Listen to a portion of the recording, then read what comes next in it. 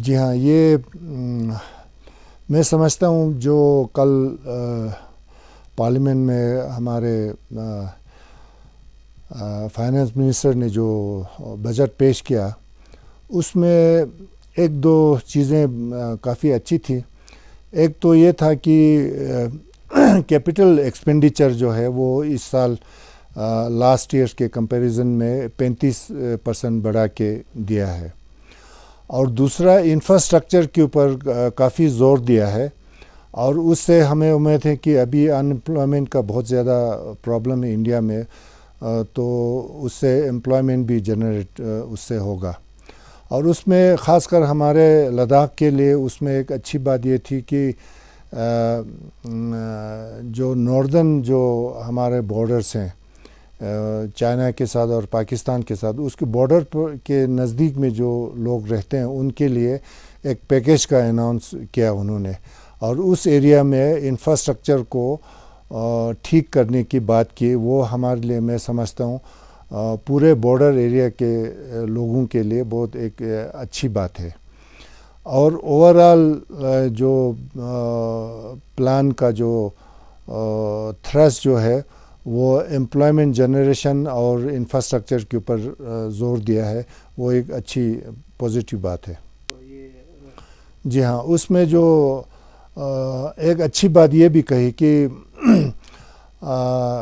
Covid के दौरान में हॉस्पिटलिटी सेक्टर को बहुत नुकसान हुआ है, जिसमें ख़ासकर हमारे होटेलियर्स हैं, ट्रैवल एजेंट्स हैं और टूरिज़म से रिलेटेड जो भी बिज़नेस है उनको बहुत ज़्यादा नुकसान हुआ है। और उन्होंने उनके लिए भी एक पैकेज का अनाउंस किया, और वो हम एक्सपेक्ट भी कर रहे थे। तो उससे भी हमारे लद्दाख में हॉस्पिटलिटी सेक्टर में जो लोग काम करते हैं उनको बहुत फ़ायदा होगा। टैक्स में अगर हम देखें तो कोई ओवरऑल किसी को रिलीफ नहीं दिया है, कोई टैक्स बढ़ाया भी नहीं तो टैक्स कम भी नहीं किया है, तो उसमें तो किसी को कोई ख़ास रिलीफ गवर्नमेंट ने नहीं दिया है। इसका समर्थन करते हैं, क्या कहेंगे सर? मैं समझता हूँ हमारे लद्दाख के लिए दो चीज़ें, एक जो हॉस्पिटलिटी सेक्टर को जो पैकेज दिया है, और जो बॉर्डर एरियाज के लोगों को के लिए जो पैकेज दिया है, वो दोनों चीज़ें डायरेक्टली हमारे लोगों को फ़ायदा देगा। बाकी जो ओवरऑल जो पूरे इंडिया के लिए वो तो सब जैसा होगा, कहीं हमें नुकसान होगा, कहीं फ़ायदा होगा, तो वो तो सबके लिए एक है। सर, तो जिस तरह जो कल जो है जो बजट सेक्शन जो पास किया था, तो डिस्ट्रिक्ट कांग्रेस ले की तरफ से वो किस तरह देखते हैं सर? देखिए, जो कल संसद में माननीय वित्त मंत्री निर्मला सीतारमण जी ने जो चौथा बजट पेश किया देश के सामने, वो निराशाजनक रहा। लोगों ने जो उम्मीद की थी कि बजट जो है देश की अर्थव्यवस्था को, देश की अन्नदाताओं को, देश की नौजवानों को, हर लिहाज से ग्रामीण क्षेत्रों को, हर लिहाज से सबको एक लेकर आगे बढ़ने की दिशा में काम करेगा, निवेश होगा, तो इस तरह से ऐसा देखने को नहीं मिला। तो मुझे लगता है ये एक निराशाजनक बजट रहा। दो चार अगर इस बजट के बारे में मैं दो चार बातों को आपके माध्यम से मैं लोगों तक पहुंचाऊं, तो इसमें देखिए आज ज़रूरत क्या है। आज ज़रूरत है जो देश की जो इकोनॉमी है, देश का इकोनॉमी वैसे भी कोविड की वजह से वैसे भी मरा हुआ है, वैसे भी पिछले 4-5 सालों से जो इन्फ्लेशन का जो दर है, आप देखिए कि देश का जो अर्थव्यवस्था है वो लगभग पटरी से उतर चुका है, वो डगमगा चुका है, वो तितर बितर हो चुका है, हम सबको मालूम है। उस दिशा में काम करना चाहिए था। और देश की अर्थव्यवस्था को अगर कोई चलाता है, अगर कोई तबका इसमें जान डालता है, अगर कोई तबका इसमें पैसा डालता है, नौकरियां पैदा करता है, तो वो है मिडिल क्लास सोसाइटी। जो पूरे देश के अंदर जो मिडिल क्लास सोसाइटी है, जो सैलरीड लोग हैं, जो दफ्तरों में काम करते हैं, जो छोटे छोटे दुकानदार हैं, जो छोटे व्यापारी हैं, MSME है, इनको अगर आप बढ़ावा देता, इसमें आप निवेश करता, इसमें आप जान डालने की कोशिश करता, मुझे लगा ये उससे एक भरोसा होता कि देश की अर्थव्यवस्था को सुधारने की कोशिश की जा रही है। मगर ऐसा बिल्कुल नहीं हुआ।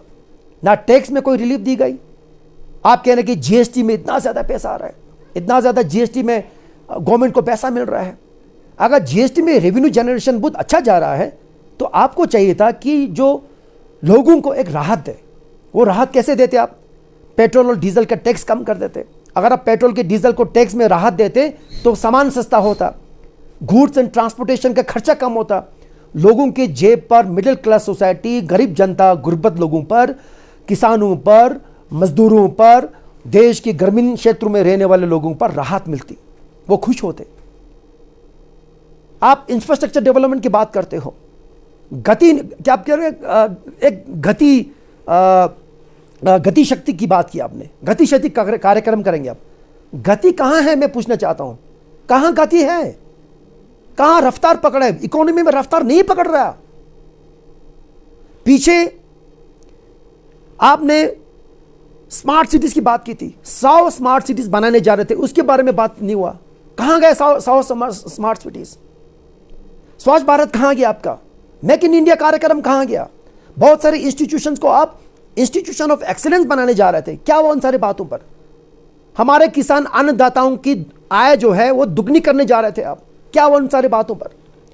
नौजवान जो आज रो रहा है पूरे देश भर में, देश भर के अंदर, लद्दाख से लेकर कन्याकुमारी तक, जो लोग हमारे नौजवान, जो पढ़े लिखे नौजवान, जो नौकरी की तलाश में दिन रात इधर उधर भटक रहे हैं, उनको नौकरी नहीं मिल रही, उनकी सुनवाई नहीं हो रही, उसके बारे में आपने क्या किया? हेल्थ एंड मेडिकल सिस्टम जो बहुत इंपॉर्टेंट है, हमारा अंग है देश की अर्थव्यवस्था को, ये देश आगे तभी तरक्की करेगा और देश का जो हेल्थ सिस्टम है वो अच्छा रहेगा, वो ठीक होगा। जो स्वास्थ्य सिस्टम है वो विकसित देशों के अंदर जिस तरह से वहां पर एक निर्माण किया है, एक सिस्टम बनाया है, अगर उस दिशा में काम करता अच्छा रहता, मगर आपने ऐसा नहीं किया। क्या किया इस बजट में? जो हमारे हेल्थ एंड मेडिकल सिस्टम में 71,000, मैं कहूँ 74,000 करोड़ का जो निवेश होता था, जो उसका जो बजट एलोकेशन होता था, उसको आपने 41,000 करोड़ कम, 41,000 करोड़ तक लाया। जो हेल्थ एंड मेडिकल सिस्टम में पैसा कम डाला, आपने पैसा कम कर दिया। और आपने दलील क्या दिया? आप कह रहे हो कि देश के अंदर जो आपका जो ये वैक्सीनेशन है, जो टीकाकरण है, वो टीकाकरण अब ज़्यादा ज़रूरत नहीं है। बहुत सारे देश के लोगों को टीकाकरण हो चुका है। चूंकि टीकाकरण हो चुका है, ज़्यादा ज़रूरत नहीं पड़ेगी, इसलिए मेडिकल और हेल्थ सिस्टम में पैसा ज़्यादा डालने की ज़रूरत नहीं है। ये कोई ग्राउंड नहीं है। हमें इसमें और पैसा डालना चाहिए था। देश की हर कोने से कोने, गांव से गांव तक हेल्थ सिस्टम को, हेल्थ व्यवस्था को हमें अच्छा करना चाहिए था। एजुकेशन के बारे में कोई जिक्र नहीं हुआ इसके अंदर। हाँ, अच्छी बात यह है कि आपने जिसके अंदर, जैसे मैंने जीएसटी की बात की, जीएसटी के अंदर जिस तरह से थोड़ा सा 2 साल का जो रिलीफ दिया है, जिन लोगों ने जीएसटी रिटर्न नहीं भरा है पिछले 2 साल के अंदर, या उसमें कोई कमी पेशी हुआ है, वो आप बैक डेट में उसको आप भर सकते हो, ये छूट दिया है, जो अच्छी बात है। मगर खाली इंफ्रास्ट्रक्चर पे बल देने से, रोड निर्माण पर, सड़क निर्माण पर बल देने से देश आगे नहीं चलेगा। देश को सिर्फ अगर आगे चला सकता है तो आपको मिडिल क्लास सोसाइटी को, सैलरीड स्टाफ को, एमएसएमई में पैसा डालना चाहिए था। छोटे कारोबारों के बारे में ध्यान देना चाहिए था। जो छोटे दुकानदार हैं, जो ऑटो चले, जो ठेले वाले हैं, उसके ऊपर आपने ध्यान देना चाहिए था। तो अगर आप पूरा इस लेखा जोखा को आप देखेंगे, मुझे लगता है ये जो बजट है बड़ा निराशाजनक रहा। लद्दाख के बारे में बात करें, 2 साल पहले सारे हमें लद्दाख की जनता को याद होगा, माननीय हमारे गृह मंत्री अमित शाह जी ने क्या कहा था? उन्होंने कहा था कि जबकि एक केंद्र शासित प्रदेश यूटी बना है, तो केंद्र शासित प्रदेश यूटी के अंदर जो भी पैसा डाला जाएगा, जो भी इसका बजट होगा, वो काउंसिल के थ्रू जाएगा। क्या काउंसिल के थ्रू जा रहा है? नहीं जा रहा है। और काउंसिल के थ्रू जाएगा और उसके जो चुने हुए जो प्रतिनिधि हैं, जो इलेक्टेड काउंसिलर्स है, उसके थ्रू खर्चा किया जाएगा, उनको साथ दिया जाएगा। क्या ऐसा हो रहा है? सबको मालूम है। और चूंकि लद्दाख के अंदर जो निर्माण कार्य का जो सीमा है वो सीमित है। हम पूरे 12 महीना यहाँ पर निर्माण नहीं कर सकते हैं, कंस्ट्रक्शन नहीं हो सकता लद्दाख के अंदर। एक दुर्गम इलाका है, पहाड़ी इलाका है, ठंड होती है यहाँ पर, तो यहाँ पर 4-5 महीने का ही सीजन होता है। इसलिए बजट को, लद्दाख का जो काउंसिल का जो बजट है, उसको नॉन लैप्सेबल किया जाएगा। क्या नॉन लैप्सेबल हुआ आज के तारीख में? नहीं हुआ। हम अभी तक दलील देते आ रहे हैं कि इसको नॉन लैप्सेबल करना चाहिए। तो लद्दाख के बारे में क्या हुआ? ये सारी बातें कहाँ गया? क्यों हमारे सत्तारूढ़ पार्टी इसके बारे में नहीं सोच रहा है? क्यों इसके बारे में चुप्पी साधी हुई है? तो मुझे लगता है आखिर में ये कहूँगा कि जो पूरा जो बजट जो अब इसके ऊपर और हमें झांकने की ज़रूरत है, इसके अंदर और पता करने की ज़रूरत है और इस बजट के अंदर क्या क्या है। तो लेखा जोखा ये है कि बजट एक निराशाजनक रहा, ये देश की अर्थव्यवस्था को ठीक करने नहीं जा रहा है। सबको नमस्कार। बिल पास हुआ है तो उसके बारे में क्या कहेंगे? Thank you. सबसे पहले सारे लद्दाख के बशिंदों को थैंक्स कहना चाहूँगा, जुले कहना चाहूँगा।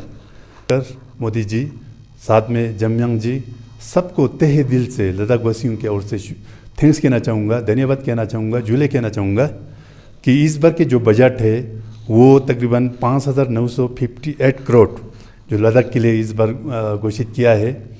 ये मैं समझता हूँ कि इस आज के कोरोना के काल में ये इस तरीके से बजट को इतना बड़ा बजट होना हम सब के लिए बड़े सौभाग्य की बात है मानता हूँ।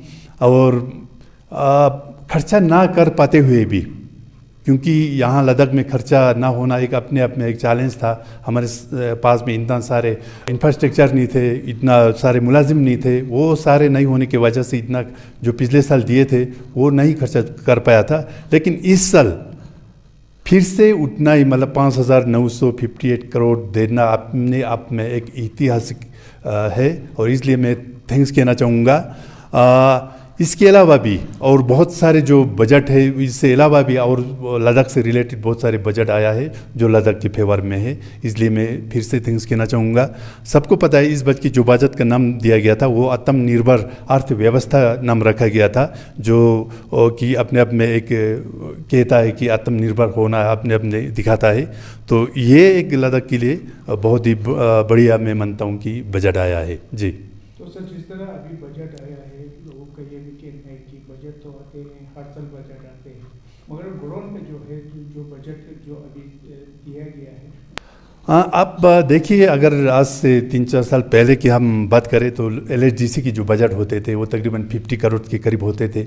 आज ये तकरीबन पिछले साल 232 करोड़ था, जो कि मैं मानता हूँ तकरीबन 4-5 गुना ज़्यादा है। इस साल उसमें भी बढ़ा के 25 करोड़ और उसमें बढ़ाया गया है। तो ये इस साल 257 करोड़ कौंसल का बजट रखा गया है। ऐसे नहीं कि ये इस तरीके से ग्राउंड पे नहीं दिखाई देता है, कुछ लोगों का उंगली उठाने के लिए हमेशा रहता है। अदरवाइज़ जो अगर एक्चुअल में देखा जाए तो बजट ही एक ऐसी चीज़ है जो लद्दाख को डेवलपमेंट होने के लिए, हर इंफ्रास्ट्रक्चर ठीक होने के लिए बजट चाहिए। हाँ, ये भी मैं ज़रूर मानता हूँ, पहले भी कहा कि जो हमारे पास में इतना सारे मतलब मुलाजिम की कमी थी, जो कोरोना की काल था और ठंड के वजह जो अपने लद्दाख में एक अपने आप में एक चैलेंज था, इन सब को देखते हुए पिछले साल अगर इतना मैं मानता हूँ कि इतना पहले की निस्बत काफ़ी अच्छा खर्चा हुआ है। और मानता हूँ इस साल भी बहुत सारे जो वह निकल करके आउटसोर्स करके इस तरीके से अभी तो और भी जो लद्दाख में युद्धों को अभी यूथ्स को नौकरी मिलने जा रहा है, इन सब को फिल करने के बाद में मैं मानता हूँ इस साल अच्छे खर्चा होंगे, अच्छे डेवलपमेंट होंगे, ग्राउंड पे दिखाई देंगे। तो सर, जिस तरह अपोजिशन का ये कहना है कि जो इस साल का जो बजट आया है 2023 का जो बजट है वो खास नहीं है सर, कुछ उसमें कुछ दम नहीं है बजट में, तो क्या कहेंगे आप? अब देखिए, जो अगर तकरीबन 6,000 करोड़, क्या ये दम नहीं है इसमें? अब देखिए, पिछले में पहले कहा कि ये कौंसल की जो बजट थे 50 करोड़ थे, तो इस साल अगर ये 257 हो जाता है तो ये क्या दम नहीं है? तो ये अपने आप में दिखाता है कि इतना बड़ा दम है। मैं मानता हूँ कि लद्दाख 5 गुना 10 गुना ज़्यादा रफ्तार से तरक्की करेगा। तो ये लोगों का तो कहना, ये कहते रहेंगे, कोई वो नहीं है, कहते रहेंगे, लेकिन ग्राउंड पे आप देखेंगे काफ़ी अच्छा हुआ है। इसके अलावा भी इस बजट में इस साल जो बॉर्डर्स इलाका में है उसमें अच्छा पैसा रखा गया है। पिछले साल जो बॉर्डर के इंफ्रास्ट्रक्चर के लिए पैसा रखा गया था उसमें 2,180 करोड़ था। इस साल ये बढ़ा करके 2,744 करोड़ रखा गया है। इसमें पिछले साल से इस साल में 615 करोड़ ज़्यादा रखा गया है। तो विप्रेन इसमें नाम दिया गया है, जो अपने आप में बॉर्डर के जो सारे इलाके हैं उसमें हर साइड से डेवलप करने के लिए, चाहे इंफ्रास्ट्रक्चर हो, चाहे कनेक्टिविटी हो, हर साइड में इनको इंफ्रास्ट्रक्चर ठीक करने के लिए इतना पैसा रखा गया है। तो मैं थैंक्स कहना चाहूँगा कि इस बजट में बॉर्डर के निवासियों के लिए भी अच्छा खासा बजट रखा गया है जी। तो सर, जिस तरह अभी लेह लद्दाख में जो है एक इशू जो है अभी जो युवाओं का जो है जॉब के लिए, जॉब का बहुत बड़ा वो है सर, तो क्या हम उम्मीद कर सकते हैं कि आने वाले दिनों में जो है क्या यहाँ की लोगों के लिए क्या जॉब का निकल सकते हैं? उम्मीद ही नहीं बल्कि ये शुरू हो चुका है। आपने देखा है तकरीबन 800 से ज़्यादा पोस्टें अभी फिलअप के लिए सारे एक्टिविटी शुरू हो गया है। तो मानता हूँ आने वाले दिनों में इससे भी ज़्यादा अभी नौकरी मिलेंगे, यूथ्स को मिलेंगे। और इसके अलावा भी जो डिस्ट्रिक्ट लेवल की नौकरी है वो भी जल्दी घोषित होंगे और जल्दी पूरा किया जाएगा।